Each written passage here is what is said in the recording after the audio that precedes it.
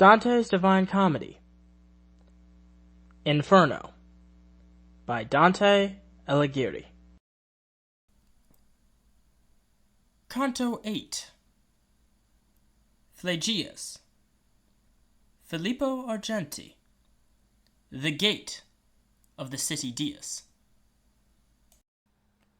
Dante realizes that the fires on top of the tower are a signal to the city of Dies. Phlegyas quickly appears, and the two poets are ferried across the Styx. An angry shadow, Phollipo Argenti, rises up from the mire and tries to attack the boat. Repelled by Virgil, he is then viciously attacked by the other souls. The poets disembark at the gate of Dies. They are denied access by the demonic angels within. Virgil goes alone to speak with them, to no avail. The poets must wait for help from heaven. I say, continuing, that long before we to the foot of that high tower had come, our eyes went upward to the summit of it. By reason of two flamelets we saw placed there, and from afar another answer them, so far that hardly could the eye attain it. And to the sea of all discernment turned, I said, What saith this, and what respondeth that other fire? And who are they that made it?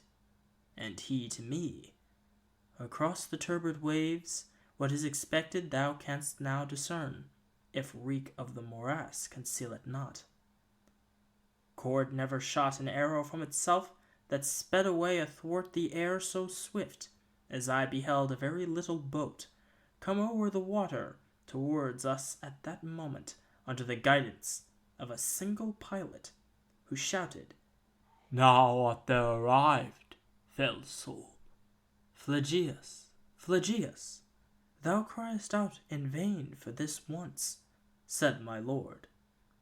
Thou shalt not have us longer than in the passing of the slough. As he who listens to some great deceit that has been done to him, and then resents it, such became Phlegyas in his gathered wrath. My guide descended down into the boat, and then he made me enter after him, and only when I entered seemed it laden. Soon as the guide and I were in the boat, the antique prow goes on its way, to fighting more of the water than 'tis wont with others. While we were running through the dead canal, uprose in front of me one full of mire, and said, Who art thou that comest ere the hour? And I to him, Although I come, I stay not. But who art thou that hast become so squalid? Thou seest that I am one who weeps, he answered. And I to him, With weeping and with wailing, thou spirit maledict, do thou remain. For thee I know, though thou art all defiled.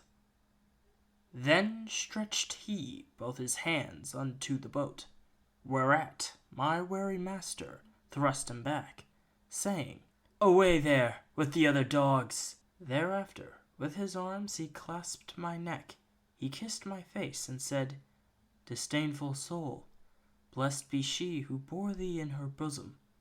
That was an arrogant person in the world.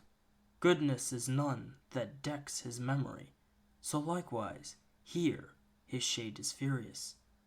How many are esteemed great kings up there, who here shall be like unto swine in mire, leaving behind them horrible dispraises. And I, my master, much should I be pleased if I could see him soused in this broth before we issue forth out of the lake. And he to me, Ere unto thee the shore reveal itself, thou shalt be satisfied. Such a desire 'tis meet thou shouldst enjoy. A little after that, I saw such havoc made of him by the people of the mire, that still I praise and thank my God for it. They all were shouting, At Phollipo Argenti, and that exasperate spirit, Florentine, turned round upon himself with his own teeth, we left him there, and more of him I tell not, but on mine ears there smote a lamentation, whenceforward I intent unbar mine eyes. And the good master said, Even now, my son, the city draweth near, whose name is Dis, with grave citizens and the great throng. And I, its mosques already, master, clearly within, there in the valley I discern vermilion, as if issuing from the fire they were. And he to me, the fire eternal that kindles them within, makes them look red, as thou beholdest in this nether hell. Then we arrived within the moats profound that circumvallate the disconsolate city. The walls appeared to me to be of iron. Not without making first a circuit wide, we came unto a place where loud the pilot cried out to us, Disembark! Here is the entrance. More than 1,000 at the gates I saw out of the heavens rained down, who angrily were saying, Who is this that without death goes through the kingdom of the people dead? And my sagacious master made a sign of wishing secretly to speak with them. A little then they quelled their great disdain, and said, Come thou alone, and he be gone who has so boldly entered these dominions. Let him return alone by his mad road. Try, if he can, for thou shalt here remain, who hast escorted him through such dark regions. Think, reader, if I was discomforted at utterance of the accursed words, for never to return here, I believed. Oh, my dear guide, who more than 7 times has rendered me security, and drawn me from imminent peril that before me stood, do not desert me, said I. Thus undone, and if the going farther be denied us, let us retrace our steps together, swiftly. And that lord who had led me thitherward said unto me, Fear not, because our passage none can take from us, it by such is given. But here await me, and thy weary spirit comfort and nourish with a better hope. For in this nether world I will not leave thee. So onward goes, and there abandons me my father sweet, and I remain in doubt, for no and yes within my head contend. I could not hear what he proposed to them, but with them there he did not linger long, ere each within in rivalry ran back.